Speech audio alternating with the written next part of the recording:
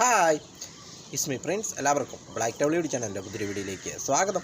എന്തൊരു വിശേഷങ്ങൾ? എല്ലാവർക്കും സുഖമല്ലേ? എല്ലാവരും ഹാപ്പിയല്ലേ? ഹാപ്പി ആയിട്ടിരിക്കുക. Anything happy life first go on always പോസിറ്റീവായി. അപ്പം നമ്മളിന്ന് നോക്കുന്നത് വർഷങ്ങൾക്ക് ശേഷം മൈ എക്സ്പെക്റ്റേഷൻ, വർഷങ്ങൾക്ക് ശേഷം വന്ന സിനിമയെക്കുറിച്ചുള്ള എൻ്റെ പ്രതീക്ഷകൾ. ഇതാണ് ഞാൻ നിങ്ങളുമായിട്ട് പങ്കുവയ്ക്കുന്നത്. വർഷങ്ങൾക്ക് ശേഷം വിനീത് ശ്രീനിവാസൻ സംവിധാനം ചെയ്യുന്ന ഏറ്റവും പുതിയ ചിത്രമാണ് വർഷങ്ങൾക്ക് ശേഷം വന്നത്. അപ്പോൾ അതിനിത്ര എക്സ്പെക്റ്റേഷൻ അല്ലെങ്കിൽ അതിനിത്ര പ്രതീക്ഷകൾ നമുക്ക് നൽകുവാനായിട്ട്, അല്ലെങ്കിൽ നമുക്ക് തോന്നുവാനായിട്ടുള്ള കാരണം, അല്ലെങ്കിൽ അതിനിത്ര ഹൈപ്പ് നമുക്ക് തോന്നുവാനായിട്ടുള്ള കാരണം ഏതാണെന്ന് വെച്ചാൽ സംവിധായകൻ വിനീത് ശ്രീനിവാസൻ സിനിമ എന്ന് പറയുമ്പോൾ തന്നെ നമുക്ക് ഉള്ളിനുള്ളിലൊരു എക്സ്പെക്റ്റേഷൻ ഉണ്ടാവും.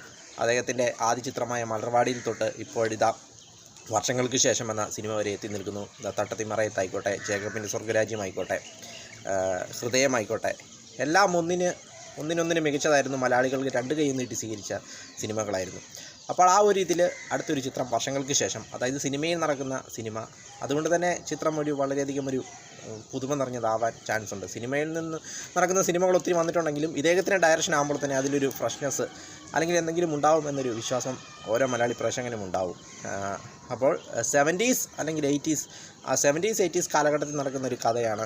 രണ്ട് കാലഘട്ടങ്ങളിലായിട്ടാണ് കഥ നടക്കുന്നത്.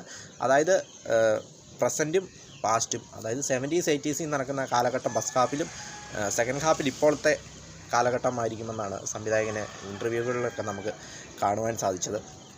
പിന്നെ മറ്റൊരു എക്സ്പെക്റ്റേഷൻ അല്ലെങ്കിൽ മറ്റൊരു ഹൈപ്പ് എന്താണെന്ന് വെച്ചാൽ മൾട്ടി സ്റ്റാർ ചിത്രം, പ്രണവ് മോഹൻലാൽ, ധ്യാൻ ശ്രീനിവാസന്, അതോടൊപ്പം നിവിൻ പോളിയുടെ സ്പെഷ്യൽ അപ്പിയറൻസും എല്ലാം കൂടെ ആകുമ്പോൾ തന്നെ പ്രേക്ഷകനെ തിയേറ്ററുകളിലേക്ക് ആകർഷിക്കുന്ന എല്ലാ ഘടകങ്ങളും ഉണ്ട് ഈ സിനിമയ്ക്കെന്ന് പറയാം. അതോടൊപ്പം അജി വർഗീസ്, അങ്ങനെ നിരവധി, ബേസിൽ ജോസഫ്, നിരവധി താരങ്ങളാണ് ചിത്രത്തിലുള്ളത്.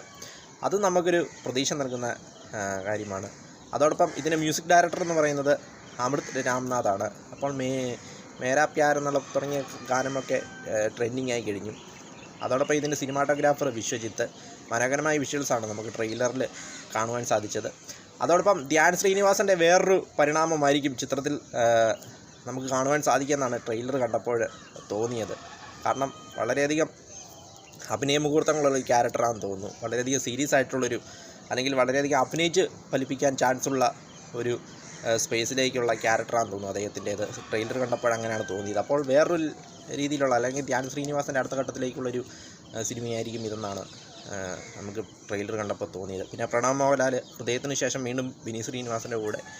അപ്പോൾ അദ്ദേഹത്തിൻ്റെ ജോലി ഭംഗിയായിട്ട് നിർവഹിക്കും എന്ന കാര്യത്തിൽ യാതൊരു സംശയമില്ല. പിന്നെ സ്പെഷ്യൽ അപ്പിയറൻസ് നിവിൻ പോളിക്ക് കഴിഞ്ഞ കുറേ കാലഘട്ടങ്ങളായിട്ട് മോശം സമയമാണ്. അപ്പോൾ അദ്ദേഹത്തിൻ്റെ അതിൽ നിന്നൊരു തിരിച്ചുവരവ് ഉണ്ടാകുമെന്നാണ് തോന്നുന്നത്. കാരണം ഇനി വരാനിരിക്കുന്ന, അടുത്ത മാസം റിലീസ് ചെയ്യാനിരിക്കുന്ന മലയാളി ഫ്രം ഇന്ത്യ എന്നുള്ള ചിത്രമൊക്കെ അതിന് തുടക്കമാണെന്നാണ് തോന്നുന്നത്. അപ്പോൾ ഈ ഒരു ക്യാമിയോ റോളും അദ്ദേഹം മികച്ചതാക്കുമെന്ന കാര്യത്തിൽ യാതൊരു സംശയവുമില്ല. കൂടാതെ അജി വർഗീസ്, ബേസിൽ ജോസഫ് എല്ലാവരും ഉള്ളതുകൊണ്ട് തന്നെ ചിത്രം നമുക്ക് ഈ വിഷുക്കാലത്ത് ആഘോഷിക്കാൻ പറ്റിയൊരു സിനിമയായിരിക്കുമെന്നാണ് നമുക്ക് തോന്നുന്നത്.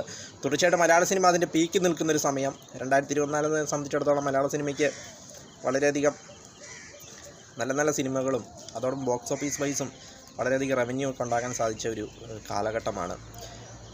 ഓക്സിലറിൽ തുടങ്ങി ഇപ്പോഴത് ആടുജീവിതം വരെ എത്തി നിൽക്കുന്നു. ഇനി വരാനിരിക്കുന്ന നല്ല സിനിമകൾ നമുക്ക് റിലീസ് ചെയ്യാനുണ്ട്. അപ്പോൾ എല്ലാം കൊണ്ടും പാൻ ഇന്ത്യ ലെവലിലേക്ക് മലയാള സിനിമ ശ്രദ്ധിക്കപ്പെടുന്നൊരു കാലഘട്ടത്തിൽ സിനിമയ്ക്കുള്ളിലെ സിനിമ പറഞ്ഞുകൊണ്ട് വരുന്ന സിനിമയെ പ്രേക്ഷകർ രണ്ട് കൈ നീട്ടി സ്വീകരിക്കുമോ ഇല്ലയോ എന്ന് നമുക്ക് കാത്തിരിക്കാം. വീഡിയോ ഇഷ്ടപ്പെട്ടാൽ ലൈക്ക് ചെയ്യുക, ഷെയർ ചെയ്യുക, കമൻറ്റ് ചെയ്യുക, സബ്സ്ക്രൈബ് ചെയ്യുക. വീണ്ടും പുതിയ വീഡിയോയിൽ കാണാം. അതുവരെയും ടേക്ക് കെയർ, ബൈ.